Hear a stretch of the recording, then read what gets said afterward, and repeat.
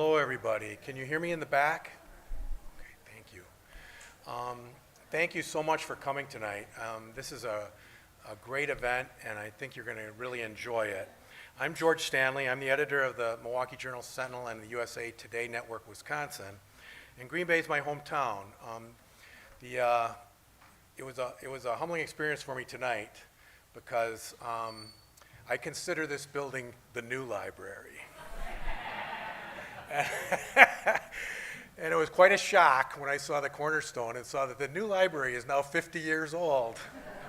So on behalf of the Follette School of Public Affairs at UW-Madison and Wisconsin Public Radio, the Green Bay Press-Gazette, the Milwaukee Journal-Sentinel, and the Brown County Public Library, welcome to tonight's Wisconsin Main Street Agenda. Over the 4th of July holiday, we and our partners launched the Main Street Agenda, a collaboration that started with a simple question for Wisconsin. What do you want candidates to talk about as they compete for your vote this fall?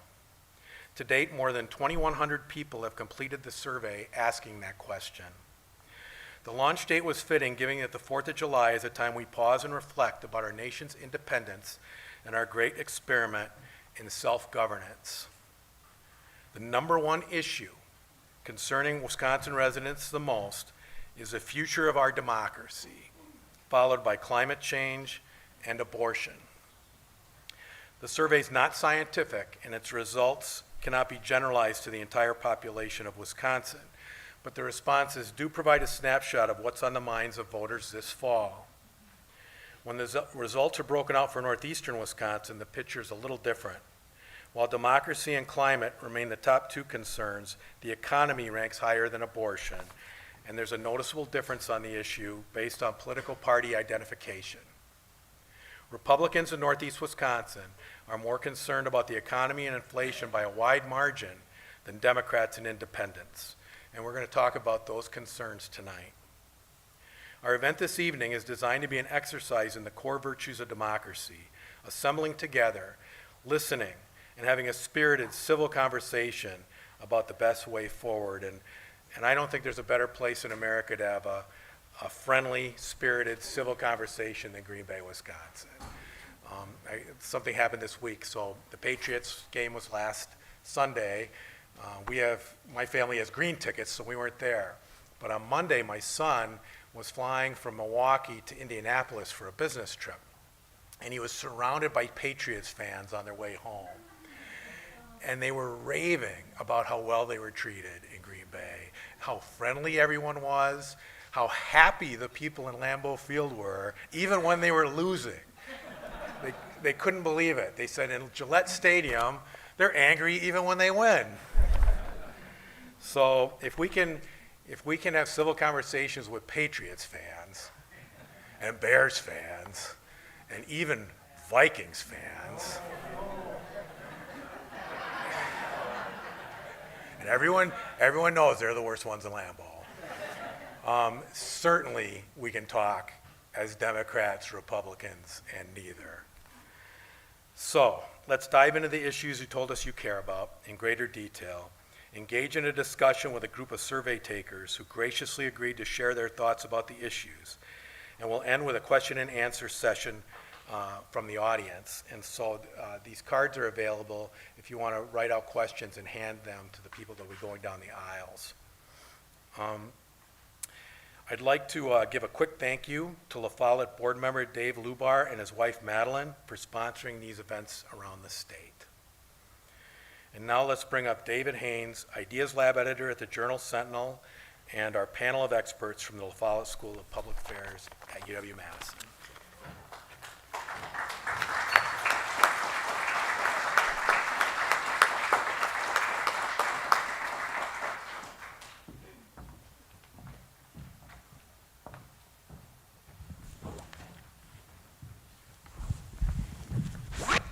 Well, these really are comfy chairs. They're not lying. Thanks, George. This has been a great experience for us at the Journal-Sentinel in having such great partners as La Follette, the public library here in Brown County. We worked extensively at the public library in Milwaukee as well. We love librarians. Let's give it up for librarians. And Wisconsin Public Radio. We're using the survey results in a couple of ways. First of all, to help inform us. We want to learn from the grassroots about what's on your mind. And even though the survey is not scientific, it does track with what we're seeing in public polling around the state in terms of what people really care about. We've also asked people to give us their contact information if they are of a mind to do that, and over 1,000 people have done that. And so we've contacted some of them. We've done some profiles of voters to ask them what's on their minds, and we're using it to inform our reporting. And that just makes it all that much richer. And we're also using it to help create these events. So thank you. Thank you for coming tonight. Thank you for filling out the survey. Let me introduce our panel. We have, again, some great experts from the UW who are helping us to understand some of the most important issues in our state just a little bit better. We appreciate them coming over from Madison tonight. Let me start with Morgan Edwards on my immediate right. She is an assistant professor of public affairs, and her research and teaching focus on modeling and tracking the effect of climate policies from local to global. Her current projects focus on fossil fuel transitions, fuel poverty, and climate tech startups. Morgan, thanks for being with us. Next to Morgan is Sarah Halpern Meekin. She's a professor of public affairs and human development and family studies. Her research includes examining how social poverty shapes people's well-being and the decisions that they make. And finally, in the far end is Manny Teodoro, who's an associate professor of public affairs. He works at the intersection of politics, public policy, and public management. And he does a lot of work in water. And so we're going to be talking with Manny tonight about water issues. And that's very important to people who live next to Lake Michigan, like most of us do, and have experienced problems with water in the past. So the way we're going to start, we'll do kind of a lightning round. We'll have each of our panelists take 3 or 4 minutes and talk about an area of interest that they're working on right now, something that they're working on and researching. So let's start with you, Morgan. All right, good evening, everyone. It's so great to be here talking with all of you about the issues that really matter in the outcome of this election. And so I study climate policy. I lead the Climate Action Lab at UW-Madison, and we focus on assessing the effects of climate policies across scales. So we do everything from helping UW-Madison achieve their sustainability goals using satellite data to track where we can install solar panels all around campus. Everything from a global perspective, so thinking about how would phasing out coal plants around the world kind of benefit human health and the environment. And what I've seen as a researcher in this space is that the conversations about climate change are changing. So when I began this work, there was quite a lot of skepticism about climate change. I'd get a lot of questions about, is climate change real? And more often, I wouldn't get any questions at all. So climate change just didn't register on people's radars the way all of the other issue areas that are out on the table did. But that's no longer the case. So according to the latest Yale climate opinion survey, so this is kind of the biggest nationally represented survey on climate opinion, 72% of the US population now thinks that climate change is happening. And last year for the first time, over 50%, now we're up to 59%, think that people in the United States are being harmed now. And these numbers are actually pretty similar here in Wisconsin and in Green Bay. And so why are we seeing these changes? So I think one reason is that the effects of climate change are here and people are seeing them in their own backyards. So just last year alone, the United States suffered 20 separate billion-dollar weather and climate-related disasters. So this is everything from hurricanes in the southeast, this is wildfires out west, extreme weather events here in the Midwest. And we know from the science that climate change is making these events more frequent and more severe. And we also know that climate change beyond these events is a threat multiplier. So it makes extreme weather, it makes the effects of the pandemic, it makes social and health inequalities that much worse. So we know it's a problem and we know it's getting worse, but what can we do about it? And so that's what I spend kind of my days working on with students, brilliant students at the Follette School and across UW-Madison campus. And our group works on these kind of large systems models to try to understand different paths that we might take to address the climate crisis. And this is a complex problem, and so these models have representations of the economy, of our electricity system, of transportation, industry, buildings, agriculture, and all of the interactions among them. And the question that we're trying to answer is kind of, how can we take an all-of-society approach to thinking about these climate issues?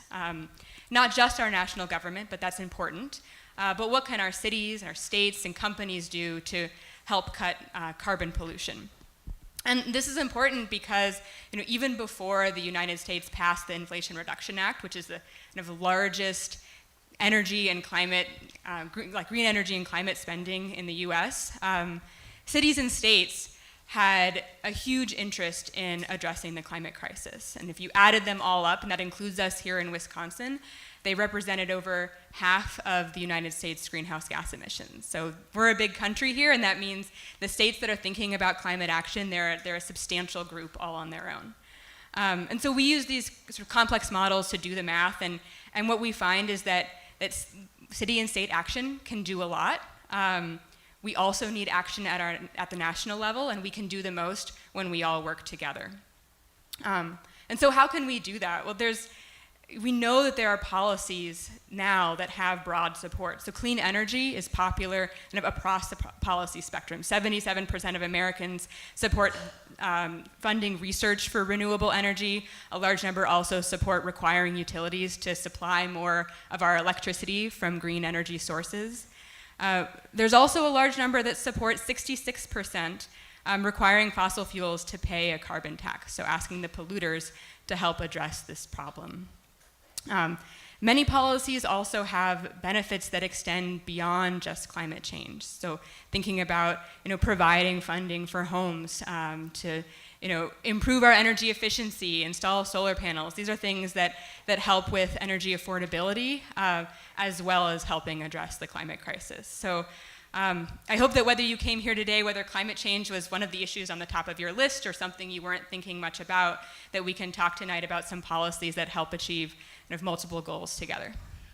I would just note that in both the Follette poll taken last year, which is a scientific survey, and our own survey, which is not, we saw climate change mentioned by people across political identifications as being an important issue. The questions of what you may do about it might be different, but people do seem to recognize it as an important issue. Thank you, Morgan. Next, let's go to Sarah. Thanks. It's great to be here with you all tonight and to be in a library, which is one of my favorite places to be in the world. So I'm going to share with you just some of the things, some of the issues I've been tracking in the news, some of the things that I've been thinking about related to my regular work. Because I think we're in a time of change and rebuilding. We took a lot of economic hits during the pandemic.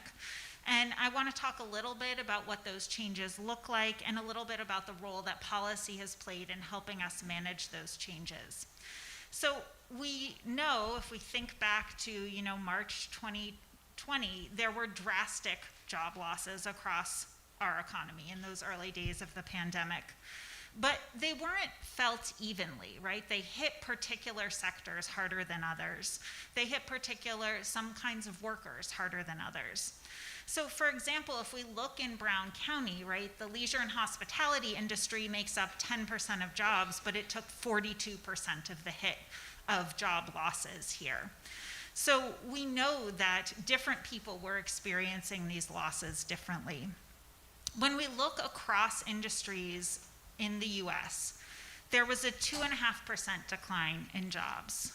But those who were working lower paid jobs were 15 times more likely to lose their job. Those were jobs that were harder to move, to do at home, and things like that. And so those hits were not felt proportionally across the economy. Since those early months, we've seen a big rebound, right, in jobs. And that rebound occurred more quickly than we saw, for example, following the recession in 2007, 2008. So we bounced back in our jobs more quickly. But there are still millions fewer people employed today than were at the start of the pandemic. So if we compare employment levels from the end of 2019, right before the pandemic shutdown started, to those at the end of 2021, we see that employment in Wisconsin is still down 2%, and it's down even lower here in Brown County, down 4%. And in part, that is driven not just by the pandemic-induced changes, but by things that were happening long before the pandemic began. So we've seen over the long term declines in labor force participation across the US, across Wisconsin, and here in Brown County. So in 2000, we saw about 77 out of every 100 adults was in the labor force. Today, that's more like 68 out of every 100 adults. So we're missing some people who used to be in the labor force who aren't there anymore. So that's one of the issue areas, one of the social issues that I'm paying attention to these days.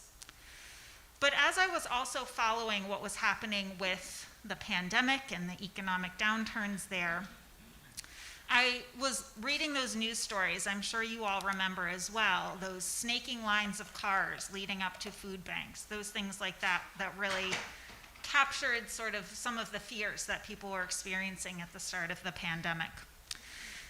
And even as there were worries that we would see sort of skyrocketing poverty rates, that wasn't actually what we saw.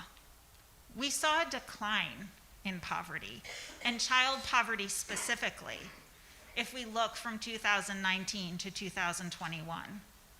A massive decline in child poverty is probably not what we would all think of or guess or would have assumed at the start of the pandemic, but it's actually what we saw. And there are a number of reasons for that.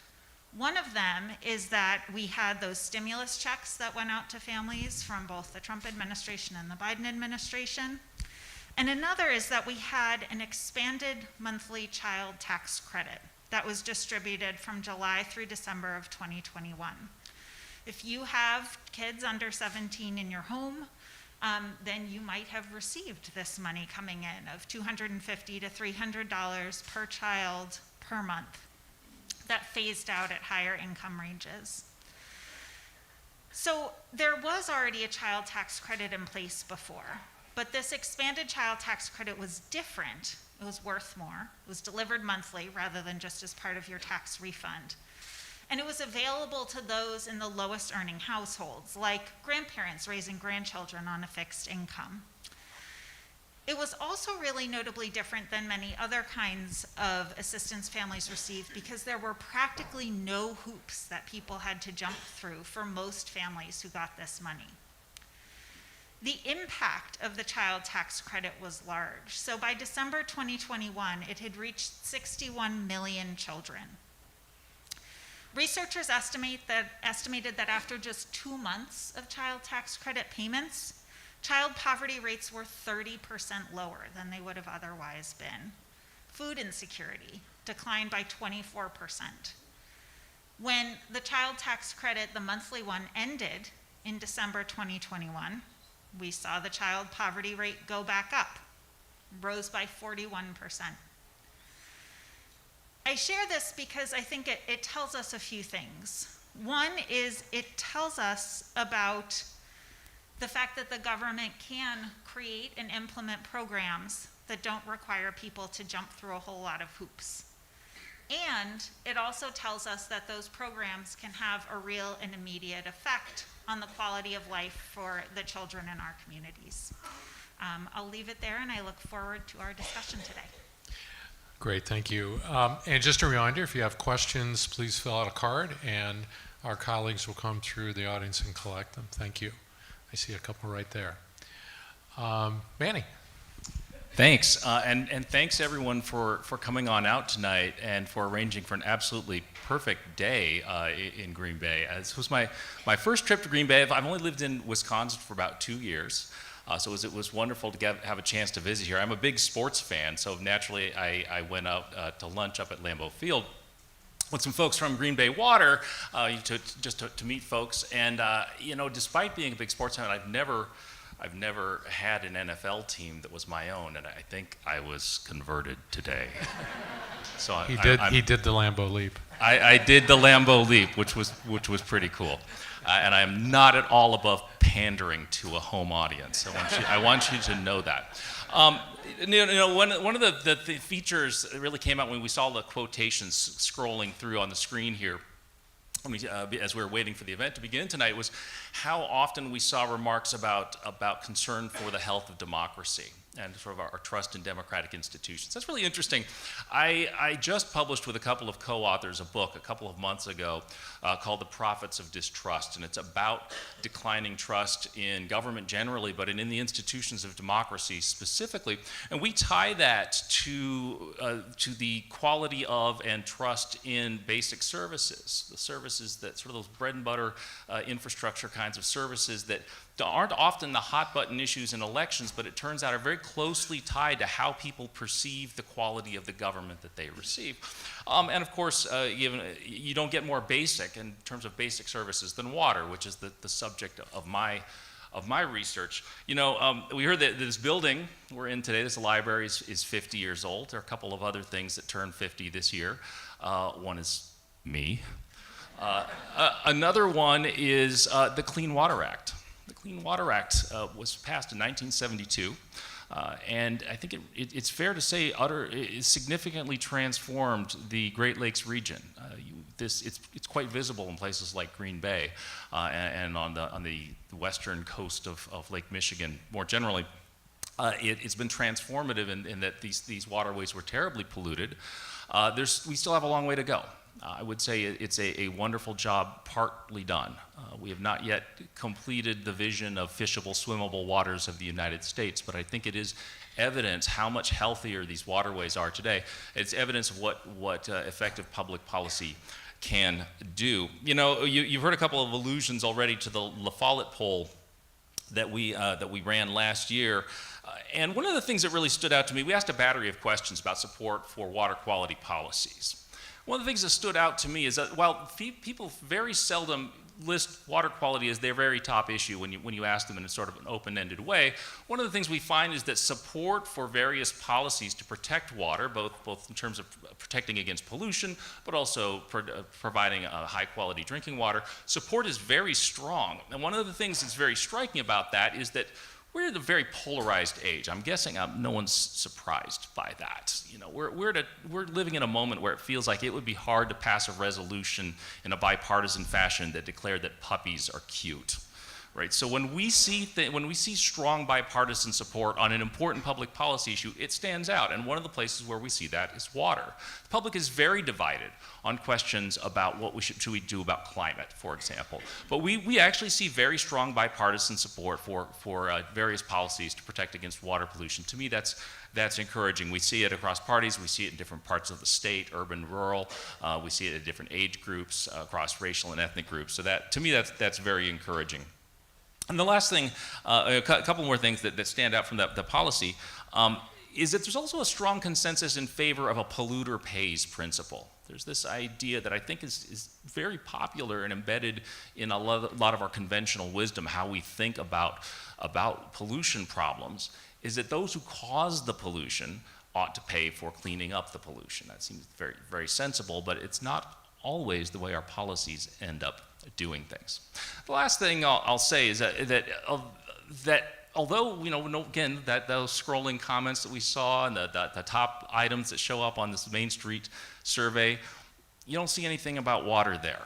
But I have to share a little anecdote on this. The other day I was opening up YouTube to watch something, and an ad came up. I'm sure a lot of you are getting the political ads.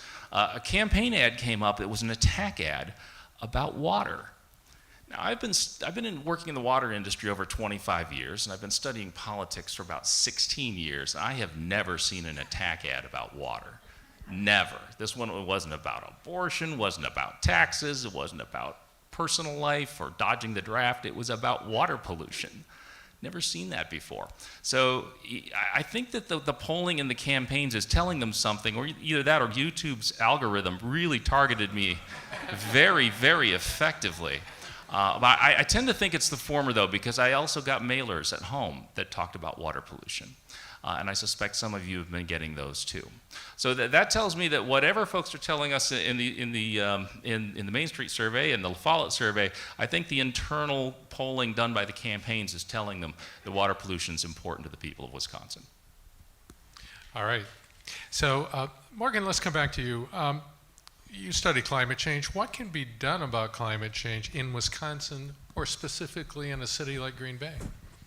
Well, I think there's a lot we can do, and we can start by kind of what we can all do in this room. So one thing that comes out of a lot of these surveys about climate is we see across the board people are really concerned about climate change, but they're not talking about it.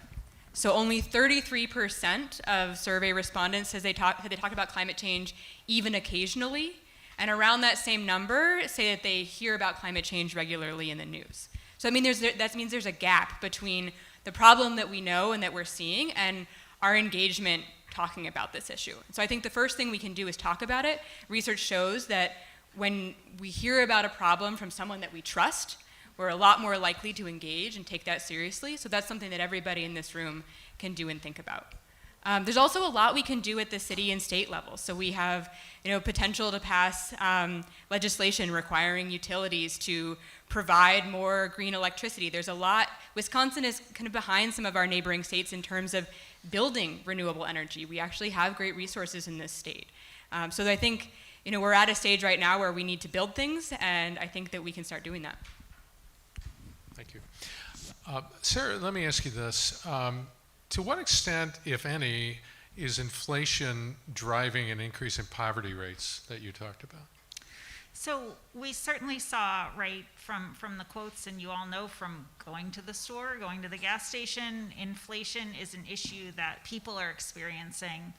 We know that when people have limited incomes or living on a fixed income, that they feel the effects of inflation that much more strongly, because you're likely to be buying fewer sort of treats or luxury items that you can just decide not to get. When your budget all goes to the basics, when the cost of the basics goes up, you can't really adapt as easily, right? So you can't just cut back on the non-essentials to afford the essentials.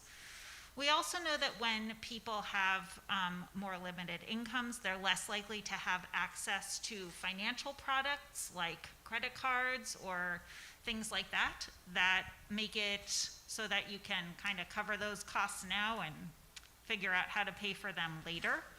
And so there's going to be more of a crunch when people have limited resources to manage the effects of inflation, I think. Okay. Manny, back to water.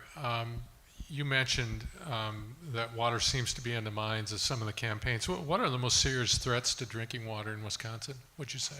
Yeah, Wisconsin is a very hydrologically diverse state, so the threats are going to vary pretty significantly depending on where you are. In the eastern parts of the state, like where we are along Lake Michigan, along the Great Lakes generally, the threats are really surface water threats. So that it's runoff from it's industrial sites. It's runoff from agriculture that gets into the rivers and the streams and out into lakes. Because the larger communities along the lakes, that's our drinking water supply. The Green Bay gets its water out of Lake Michigan. It's delicious, but it's also vulnerable to the kind of pollution that comes off the lake, into the lake rather.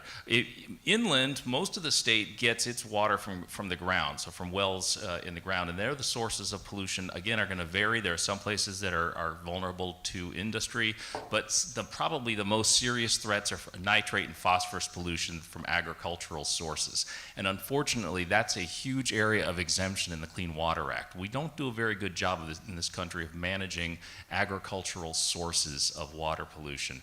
And where that's an especially strong threat, a serious threat in Wisconsin, is private wells. I was surprised to learn when I moved here, about a third of the people of this state get their water at home out of a private well, not from a municipal water supply. That's unusual. That's a very high percentage of the population here, and we don't have a very good handle on how well those private well owners test for and manage sources of nitrate pollution in particular. Let me stick with you for a minute. You didn't mention PFAS, but could you talk a little bit about that?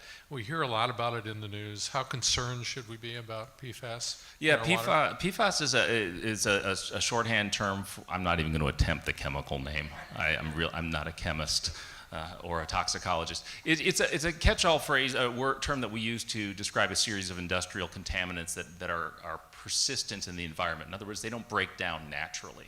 And they were used for a variety of industrial purposes. I think how concerned we need to be it's an open question from a toxicology perspective, from the folks who study these things.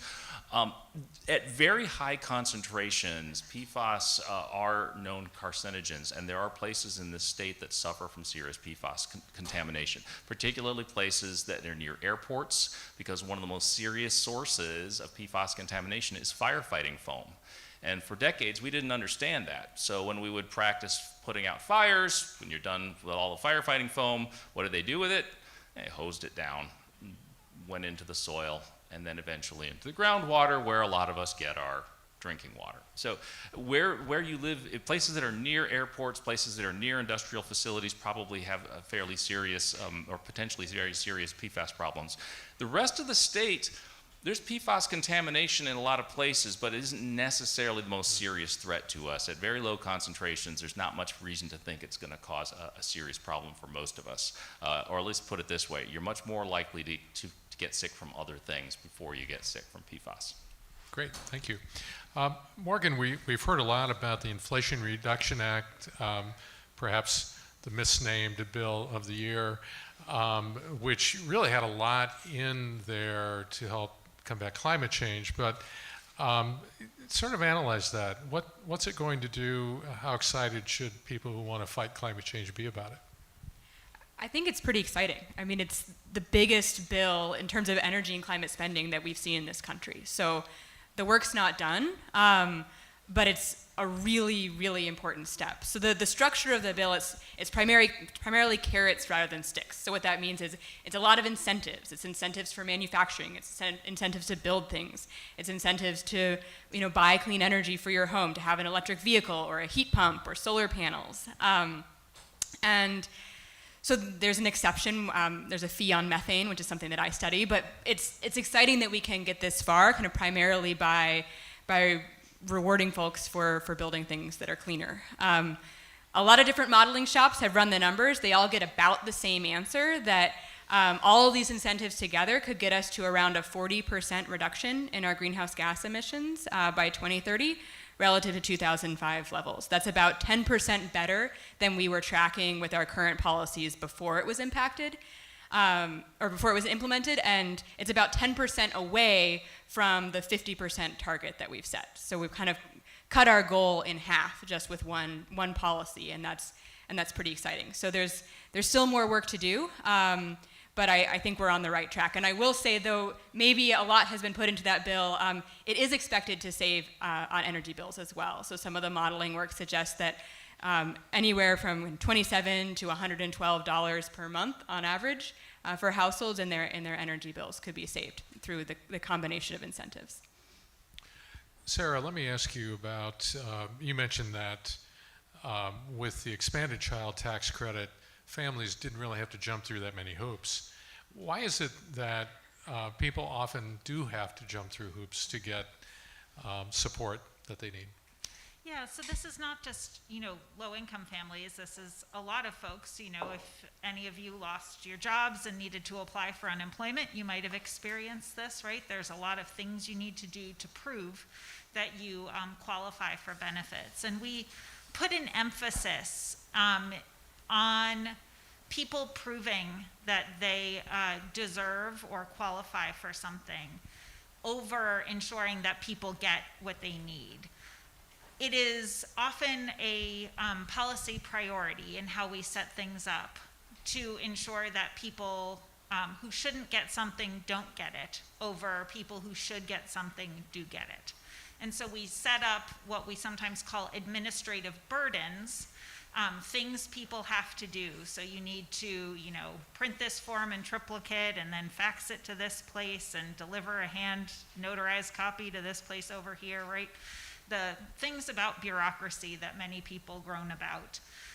We do those things on purpose, so it's not inevitable. We put them in place because of the policy priorities we have, and we can certainly decide that that's what's most important, but I think it's just really essential to realize that that's a choice. So we can set up policies in different ways to make it easier and harder to access support when people are applying for student loans to go to college, or when people are applying for unemployment benefits when they lose their jobs. Great. Well, I think we have time for one more question before we go to questions from the audience. So Manny, could you talk about, expand a little bit on this concept of polluter pays? How would that work in practice, and what would the alternatives be? Sure, and it actually, the answer sort of dovetails nicely with something that Morgan just talked about. If you're trying to change people's behavior, or businesses' behavior, firms' behavior, there's a couple of ways you can do it. One is that you can punish bad behavior. Another is that you can reward good behavior. You can think of this as the stick versus the carrot. Morgan talked about how this new federal law has a lot of carrots and relatively few sticks.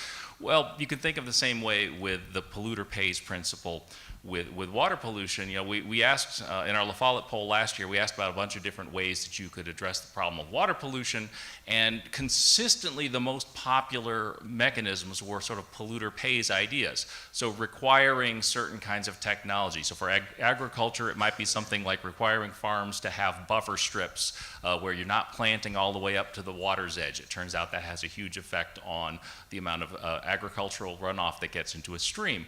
Or taxing fertilizers so farmers have an incentive not to over-fertilize, or taxing industrial chemicals so that manufacturers have an incentive to pollute less, or to increase civil penalties for pollution. Those were very popular.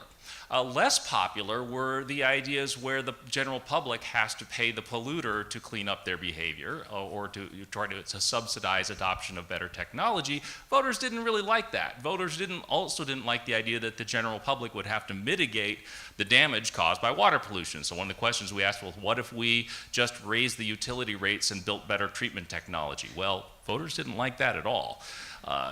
People have this idea that maybe people responsible for the pollution should pay for the pollution. So while that's outrageously popular, it's also seldom adopted because legislatures and Congress usually find it more politically expedient to offer carrots than to wield sticks. And the industrial and agricultural interests that lobby effectively in the State House or in Congress are much better at winning carrots for their preferences than the rest of us are in getting the sticks that we would really rather that the government use. Okay, let's go to some audience questions, and the first one I think is for you, Sarah. The questioner wants to know, wouldn't it be more effective to take the money that we're giving out in the child tax credit and put it into other programs that have more far-reaching benefits? So I think when we look at spending on children, we see arguments from both economists and child developmentalists that investing in children is actually one of the ways we can get the biggest bang for our buck. When we set kids up to be successful long term, often we see really big savings and big productivity. So when kids avoid trouble as they get older, that saves us money. And when kids are set up to be productive members of society, that pays off for society both in terms of avoiding trouble, right? But also having this young person who's making contributions in terms of their ideas and their tax dollars and their productive labor. So we certainly could decide that we want to put money elsewhere for values reasons or things like that. But I think in terms of investing, often we see that investing in children is something that actually pays off for us long term. We just have to be patient enough to wait for those kids to grow up to see those returns to those investments. Thank you. Morgan, a question on climate change. In the mid-1970s, Time and Newsweek both declared the end of life on the planet because of, by the end of the century, if we did not address global cooling. So why should we believe the alarmists today?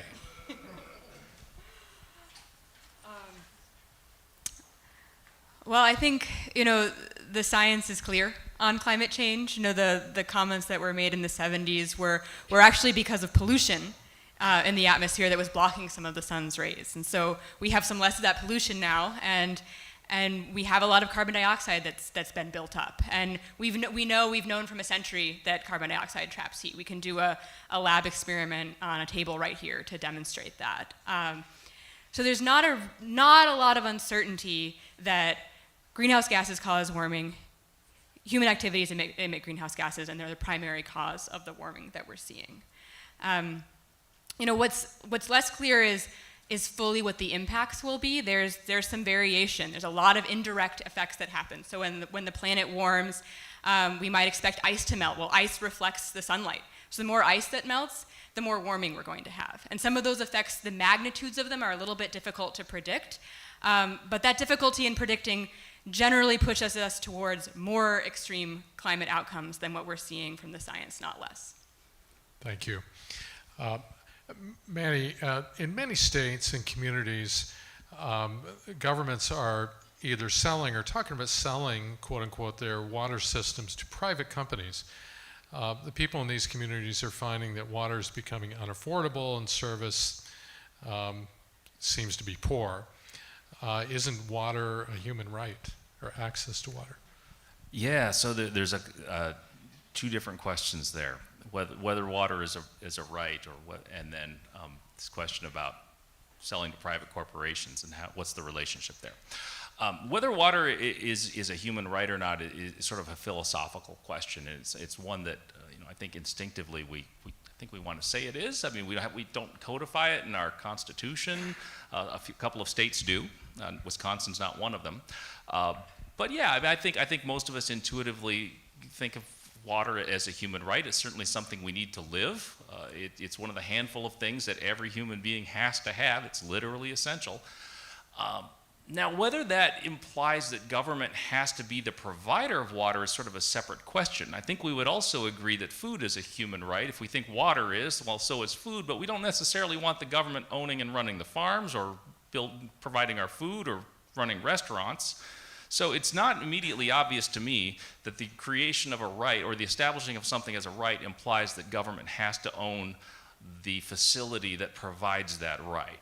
Okay, so what does that mean for water? Yeah, a lot of communities are looking to privatize, and they do it for all kinds of different reasons. In some cases, it's a financial crisis, and they're looking just for the windfall. And you can think of the water system as an asset that you can sell. So the municipal corporation owns this asset. It's called the water system. It's going to sell it to a private corporation and get a whole bunch of money, and they can use that money to do any number of other things with it. And whether that's a good idea or a bad idea is sort of up to the elected officials and the voters of those communities. The other kinds of situations where we see a lot of where privatization happens is where you've got a failing system, where the water is, the system's failing, the water's contaminated, they're financially in poor shape, and so sometimes they'll sell the system out of desperation. And in both of those situations, or particularly in the latter, prices do go up.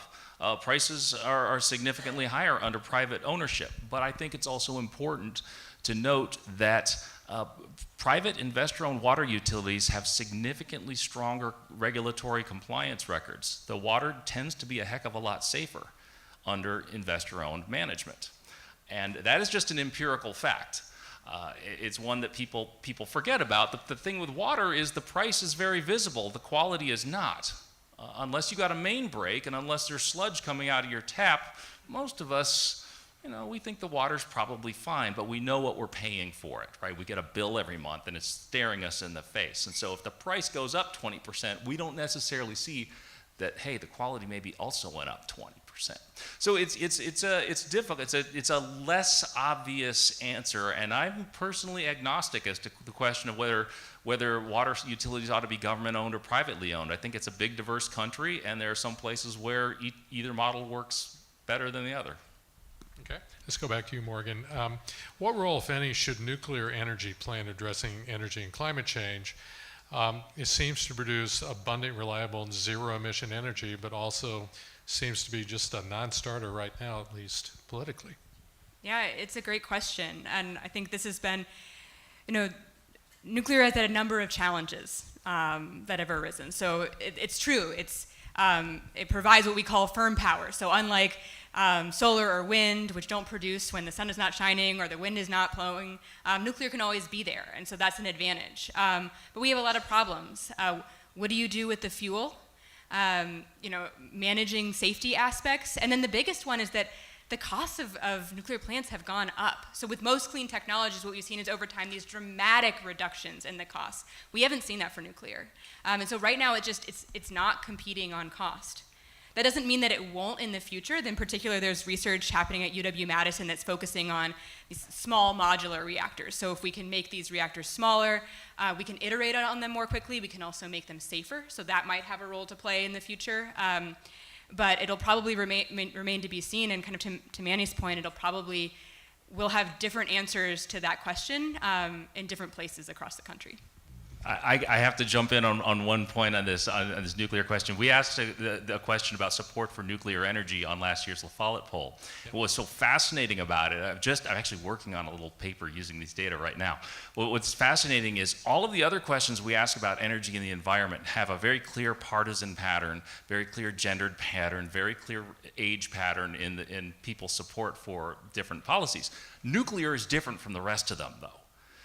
Support for nuclear energy, there was one variable. The rest of them didn't do any work at all. There was one variable that strongly predicted support for nuclear energy. It was gender. The nuclear bro is a thing, all right? Like, men were so much more supportive of nuclear energy. The other variable that popped out was people who trust government also supported nuclear energy. So it's men who trust government. That's who supports nuclear energy. So it's the nuclear bros. I mean, yeah, that's a thing. I guess men are just like, YOLO, right? Give it a shot. So I think we have time for one more question, and I'm going to throw this open to the panel. The questioner says, there's so many challenges to be an engaged citizen right now: extreme polarization, mistrust of elections, special interest money, negative campaigning. What can citizens do in this environment? And I think the question sort of, what can citizens do to be heard and have an impact? Let me just add that. It can feel exhausting to read the news every day, right? It sometimes is like you want a weekend from the news as opposed to a weekend to have more time to read the news. I think not giving in to that feeling of exhaustion and remaining engaged, which is clearly what you all have done since you're here tonight. Remaining engaged is one of the key things that we can do, because we're all here because there are things that we care about. And we might not all agree on our top priorities, and we might not all agree on what to do about them, but we can all agree that participating in a public forum where we can share ideas and hopefully find compromises as part of being in a town, in a state, in a country together, where finding compromise is required for us to move forward, I think is what we can do. So, Morgan said one of the first recommendation Morgan gave was talk to people, right? Talk about the things you care about. And that can be extra hard when things are so polarized and it feels tricky to talk, but finding ways to talk so that we're not screaming, so that we're listening to hear and understand, as opposed to just talking louder to feel heard, I think is important. And hopefully those don't just feel like platitudes. I think just having civil conversations can sort of be revolutionary right now. All right, let's leave it there. Let's thank Morgan Edwards, Sarah Halpern Meekin, and Manny Teodoro. Bring up our next panel.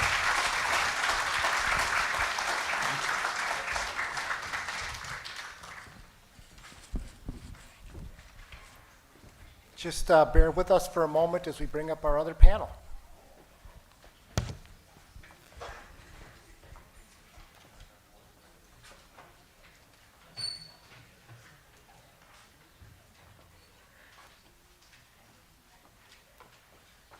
Just give me 1 second.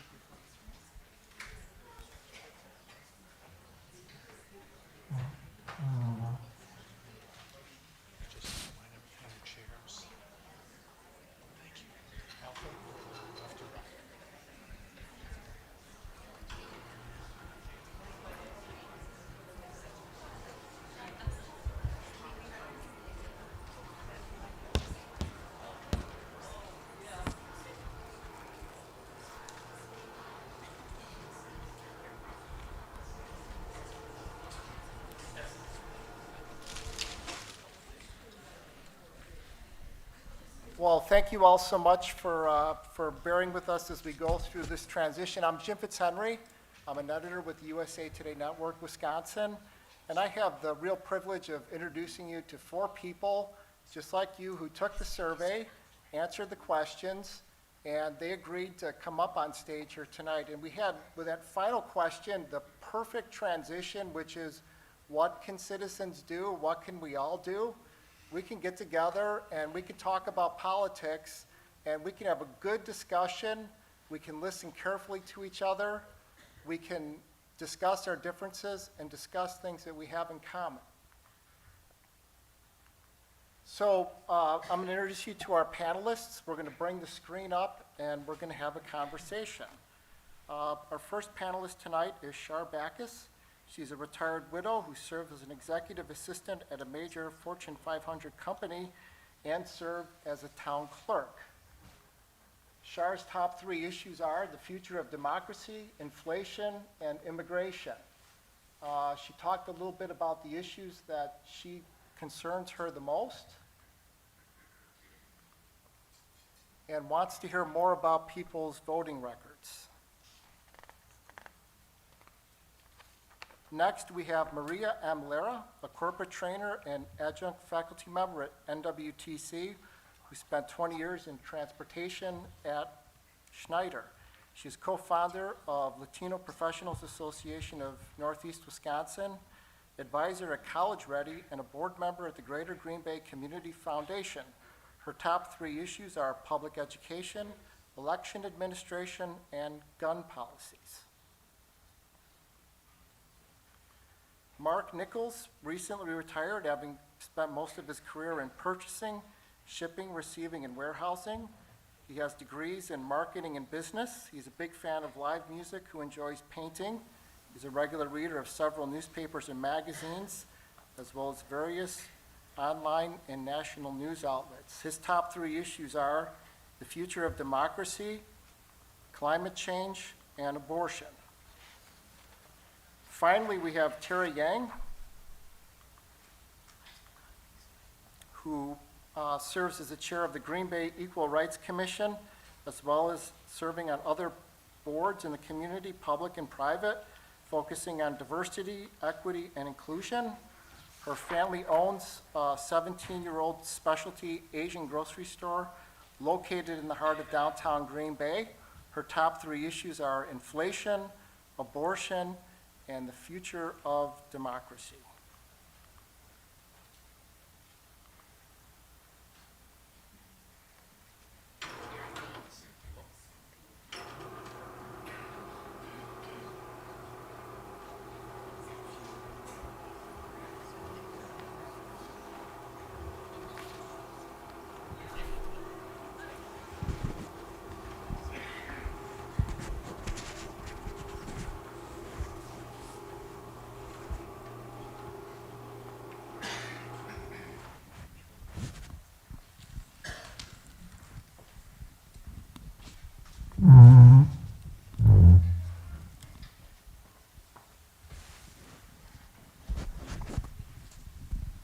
Thank you, everybody. That gives us a great dramatic pause, doesn't it, as everybody comes back from behind the curtain.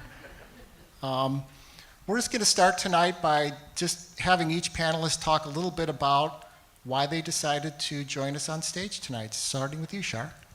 No, this is on, right? Yep.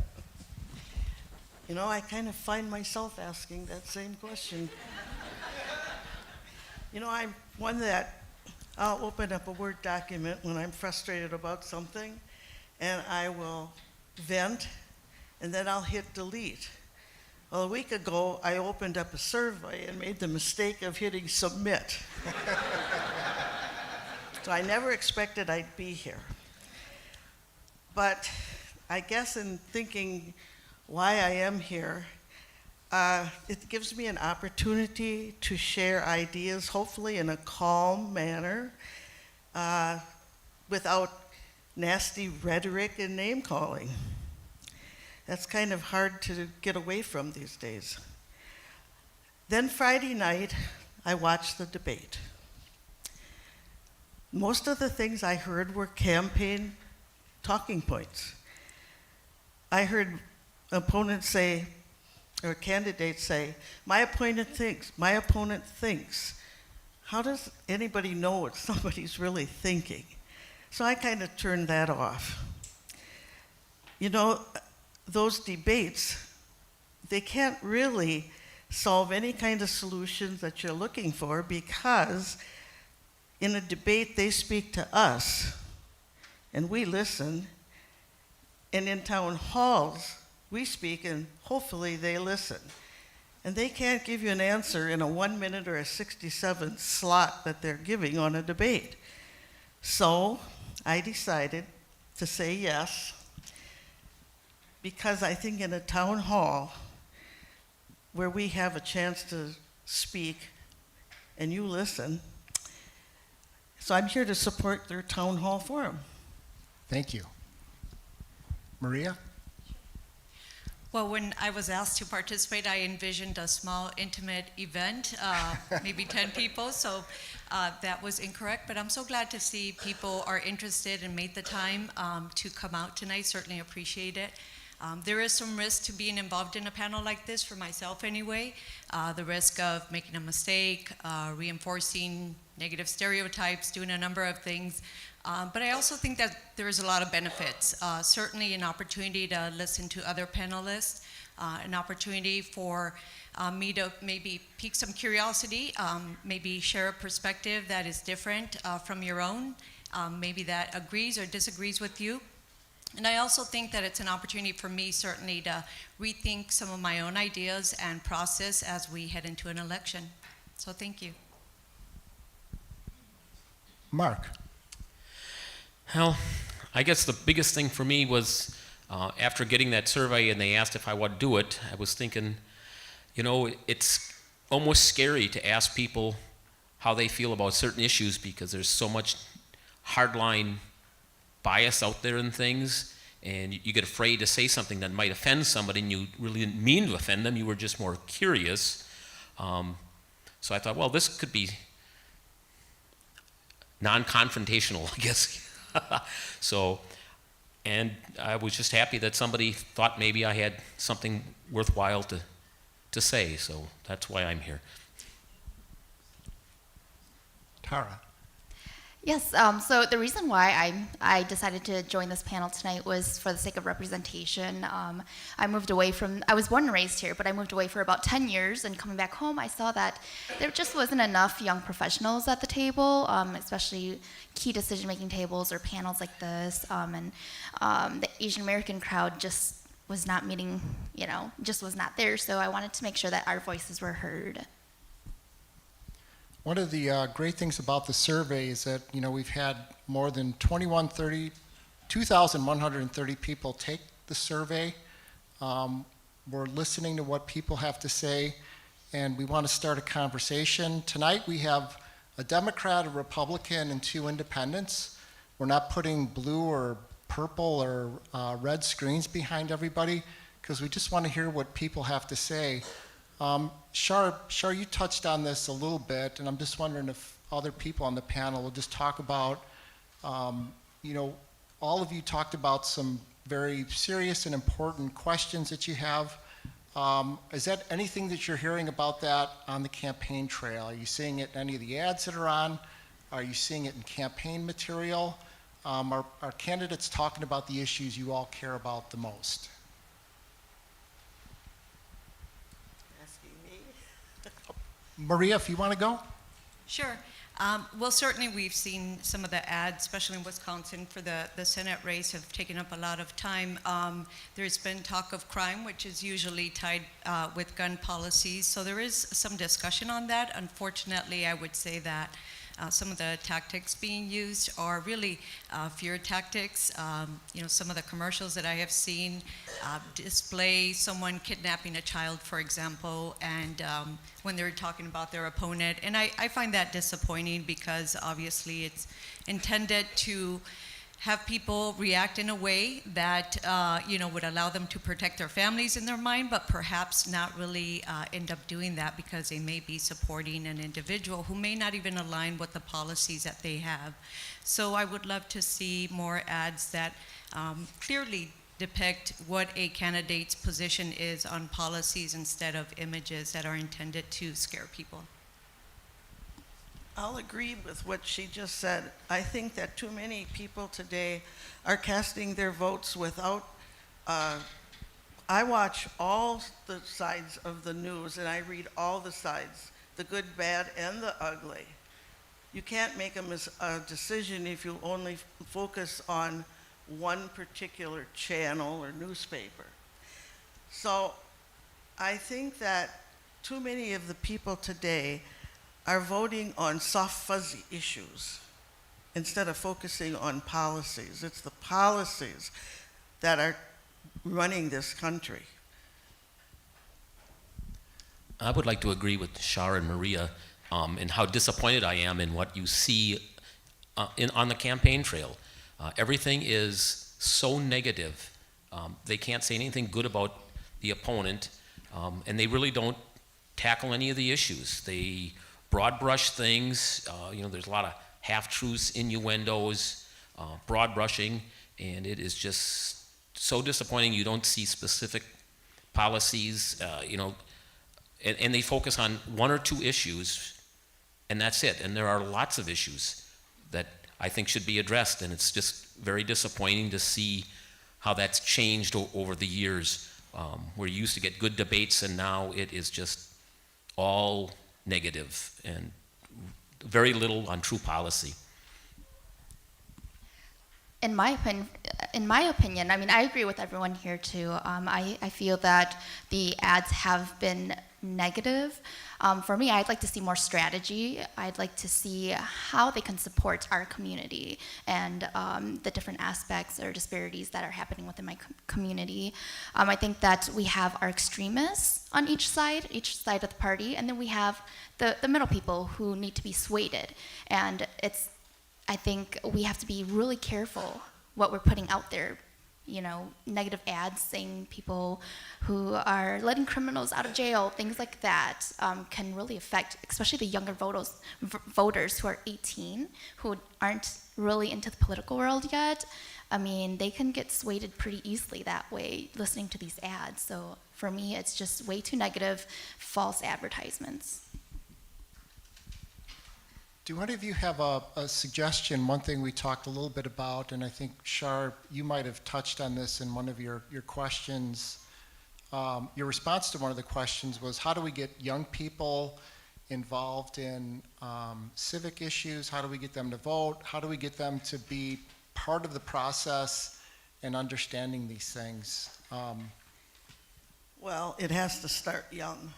You have to start when they're little. I happen to belong to an organization where every time we have our meeting, we start with the Pledge of Allegiance, the preamble.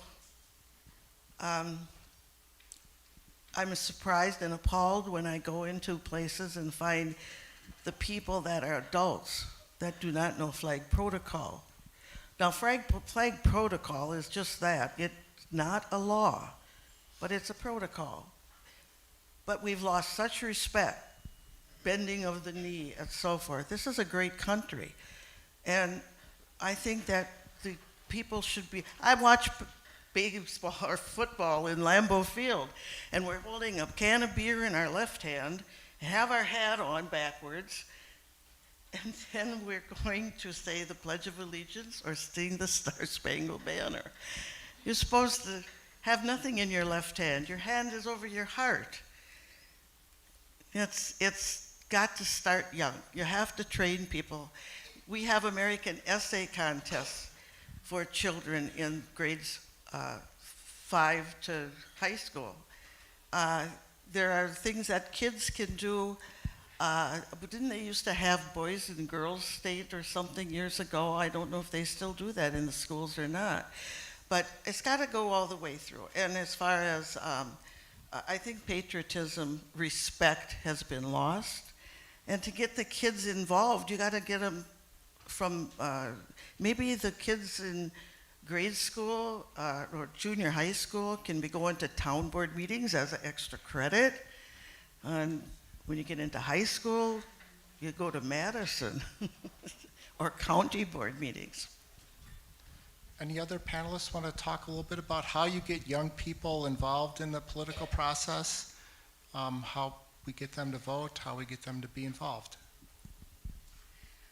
Well, I know one of the panelists earlier mentioned that we tend to be persuaded to act by people that we trust. So certainly agree that within our families, within our schools, assuming those are all trustworthy individuals that people have good relationship with, especially children, that's a great way to start. But I also think that, the reality is that, we have to use the mechanisms that we know are popular among children, whatever age it might be, whether it's elementary, whether it's junior high or high school and even college.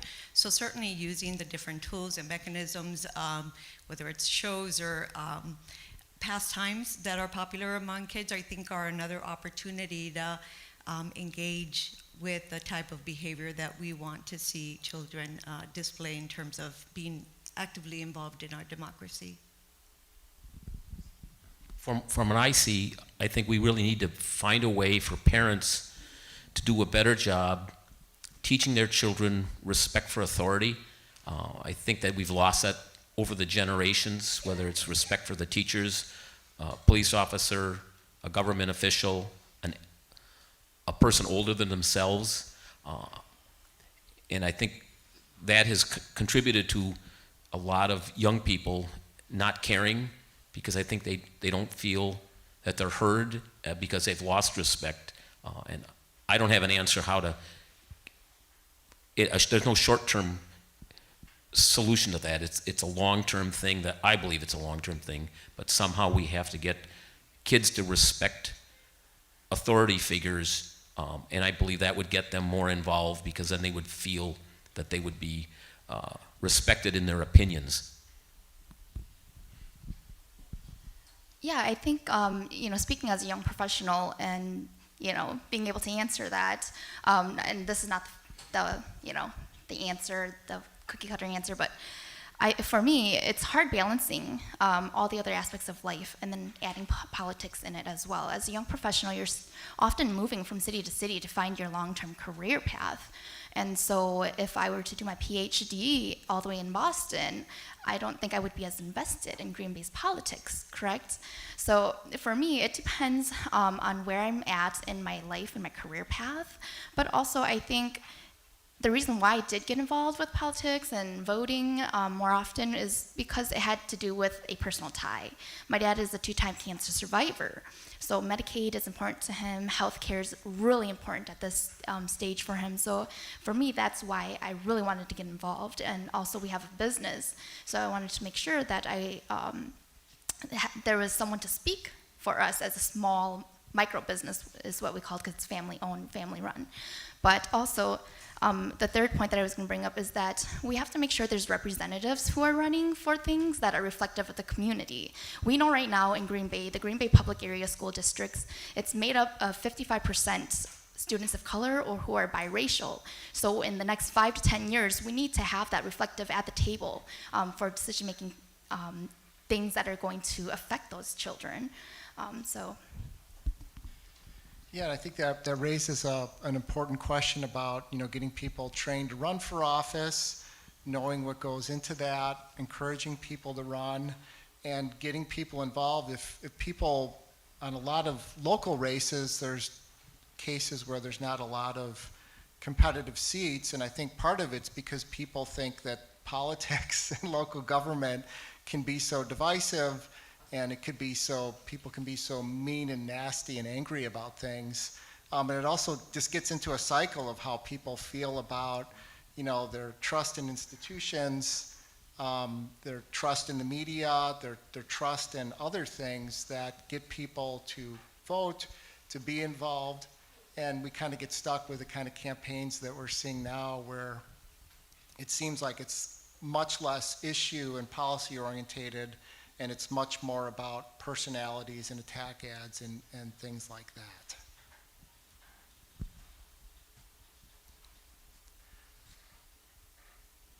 Just moving on to another couple things. I know, Mark, you've recently retired. You talked a little bit about climate change being one of your issues. Why did that rank that way for you?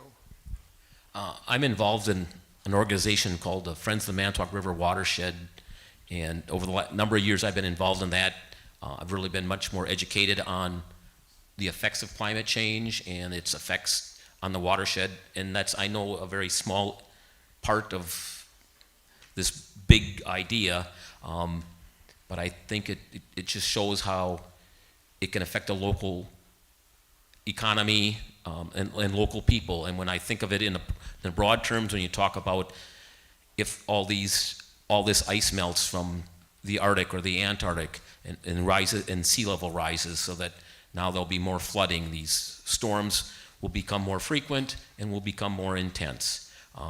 They talk about areas that are wet will get wetter, drier areas will get drier. We see the drought happening, 20-some years out west. If that continues, that's a huge problem, They've already been people talking about they want to suck water out of Lake Michigan and send it out west. That should be a huge issue for us.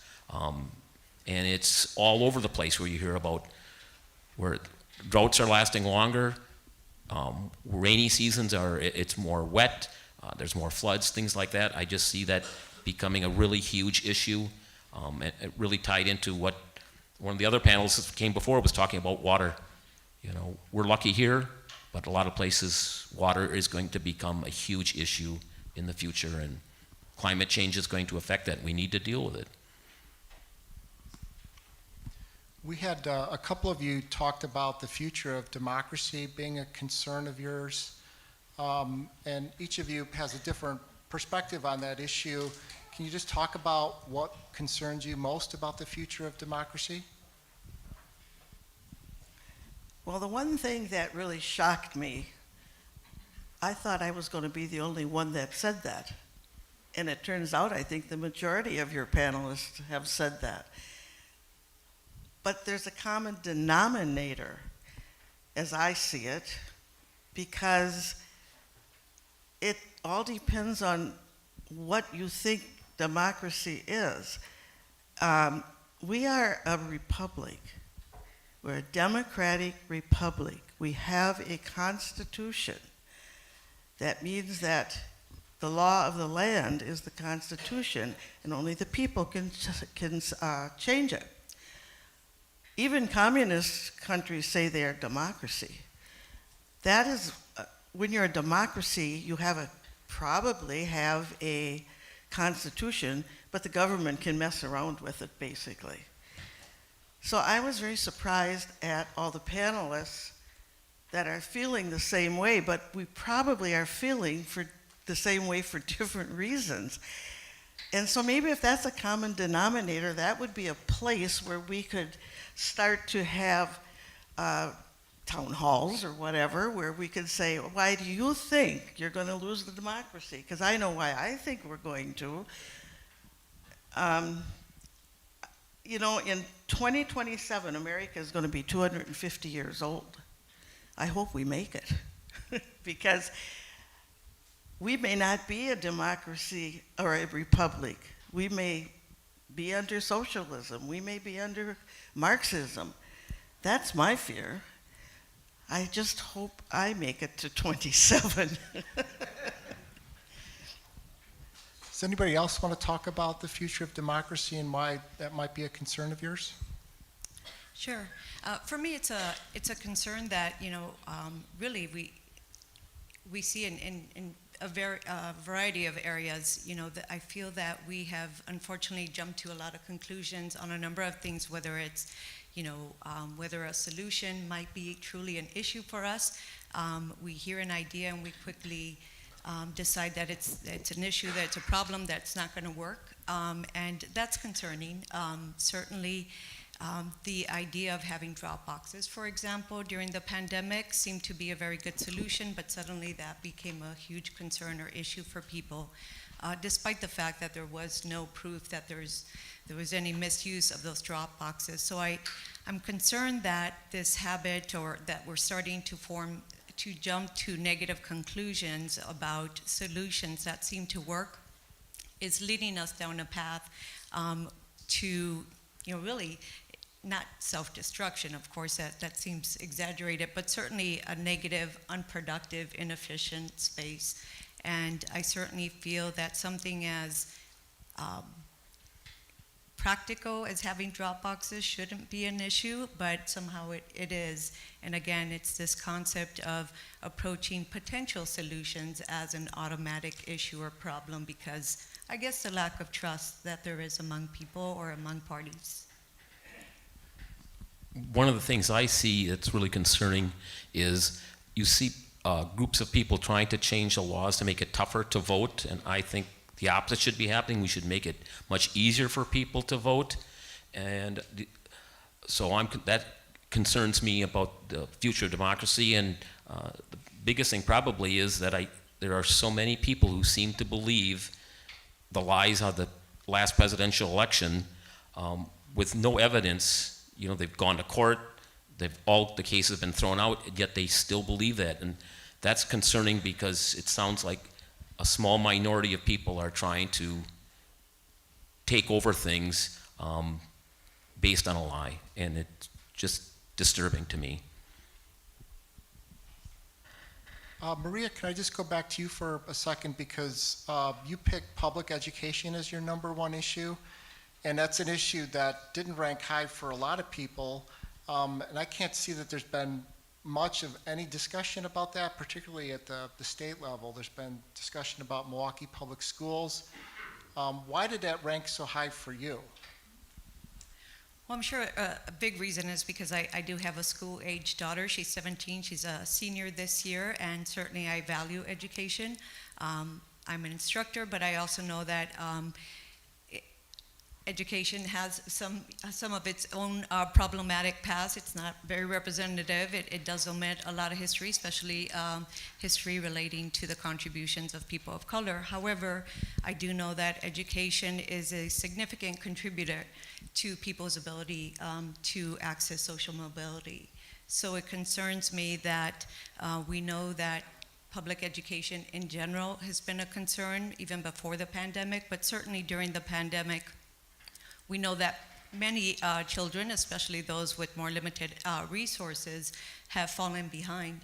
So I certainly feel that for the well-being of those children and their ability to have some access to social mobility, but also our own future, we certainly should be investing time, energy, and resources to make sure our kids are educated so that we have the doctors, the lawyers, police officers, the reporters that we need to make society productive.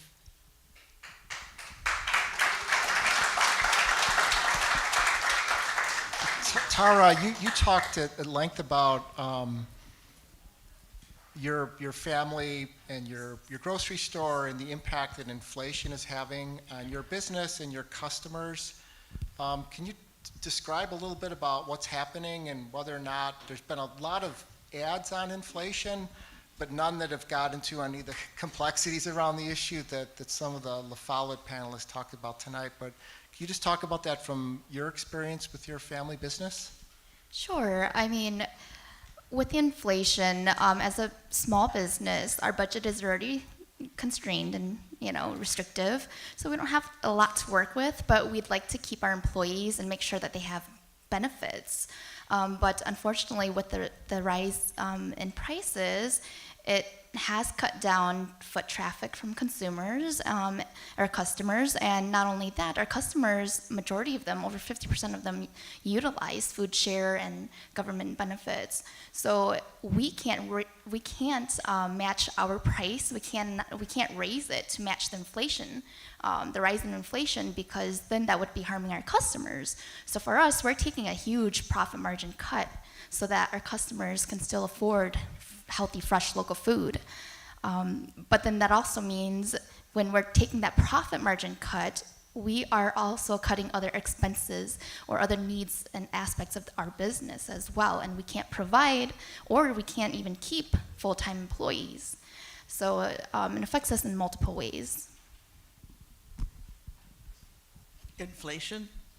Sure. That doesn't need any explanation to anyone, does it? I'll give you an analogy. Old age has its advantages. In 1957, when my child was delivered, if she was a little girl, it was going to cost $100. If she was a little boy, it was going to cost $110.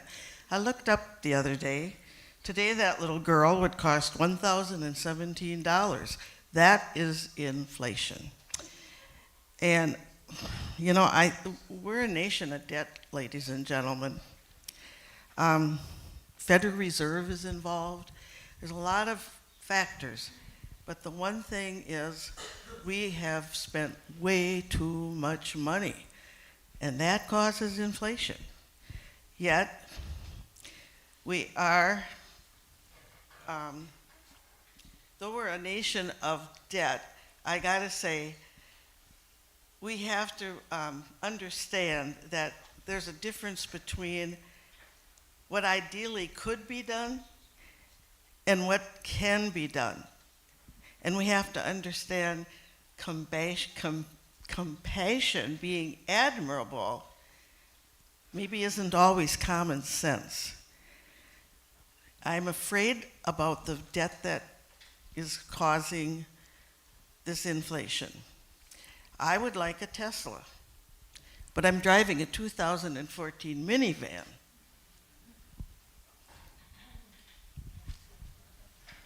Let me ask everybody, abortion is an issue that came up in the surveys across the state.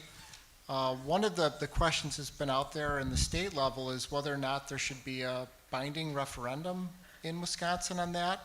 Can each of you tell me if you think that would be the best way to settle that issue for Wisconsin? Anybody want to jump in?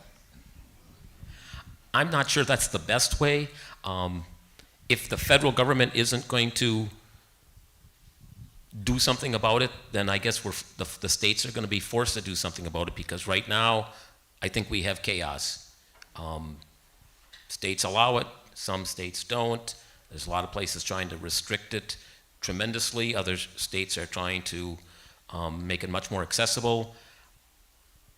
I don't have an answer. I think it's a federal issue, and I wish, like a lot of things, that the federal government would just make a decision. But in the current climate, it appears that and many other issues aren't going to get dealt with that way.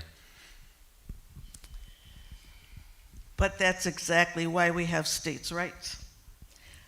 A resolution, if Wisconsin wants to have abortion or not, is okay. I'm not so sure that it should be a binding resolution. That's the key word. Tara or Maria?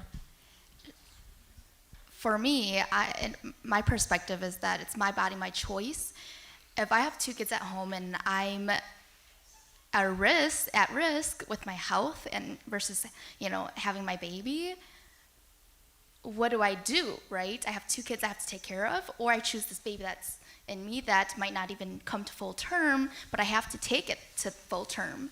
So it really comes down to, I think that each person has their own right to choose, to decide what to do. And I think if the federal government doesn't do it, states need to step in and say everyone has the right to choose their own health.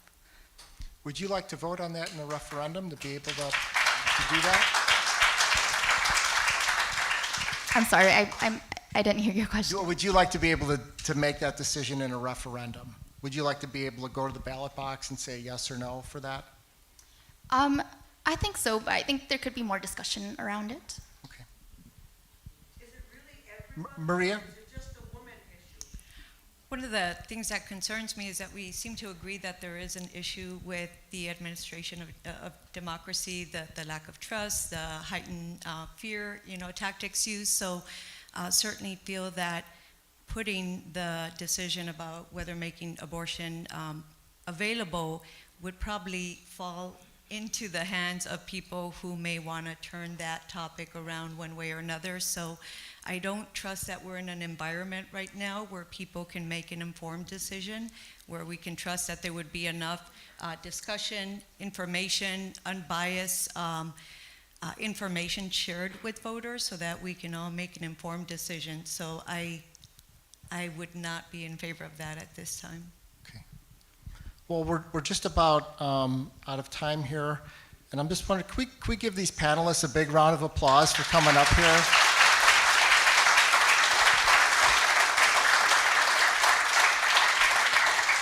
It's really hard to do something like this, and I so appreciate them answering my emails and deciding to come up and have a good discussion.